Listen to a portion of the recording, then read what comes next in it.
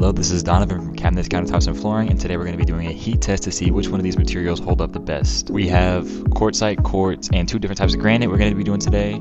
The first one we're going to be doing today is called Taj Mahal Quartzite. Its room temperature is going to be 77 degrees Fahrenheit, and we're going to be putting a 474 degree Fahrenheit cast iron on top of it. I'm going to leave it sitting there for 10 minutes and to see how the heat transfers and if there's any damage to it. Taj Mahal Quartzite is one of the best sellers that we have. It's a customer favorite. It is straight from the mountain, and there's a lot of different variations on different kinds of Taj Mahal that we have. After 10 minutes, the temperature of the pan is going to be 170, and the temperature of the stone is actually going to be about 160 degrees Fahrenheit. And as you can see, there isn't really any damage or marks to the quartz. This one is called Delaterra quartz, and while quartzite is actually natural, quartz is man-made from the leftovers of the quartzite. What they do is they take all the leftover pieces from the quartzite and combine them together to make quartz, which is why it's man-made compared to the quartzite, which is naturally made.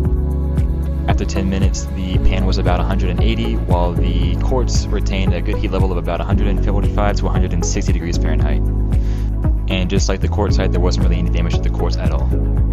Our first granite sample we're going to be using today is called Silver Grey Hone. We're going to be putting the pan on it for another 10 minutes.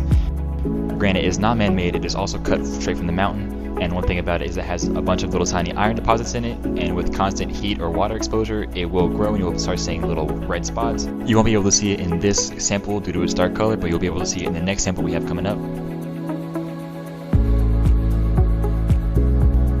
Alright, after the 10 minutes are up, the pan's at about 170 degrees Fahrenheit, while the granite sits at a resting rate of about 135 to 100 degrees Fahrenheit, depending on where exactly it is.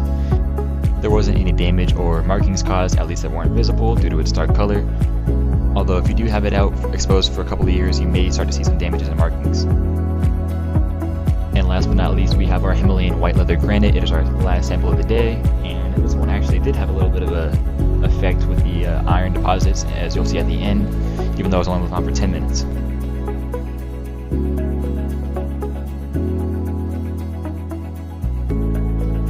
So after the 10 minutes, the pan's resting at about 170 degrees Fahrenheit, and the granite itself is actually resting at around 140 to 150 degrees Fahrenheit, depending on where you're looking at it.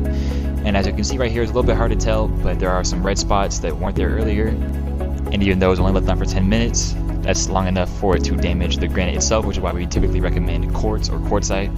And as you can see, the quartz and quartzite handled the heat, while the granite was left with marks from the heat exposure. And thank y'all for watching.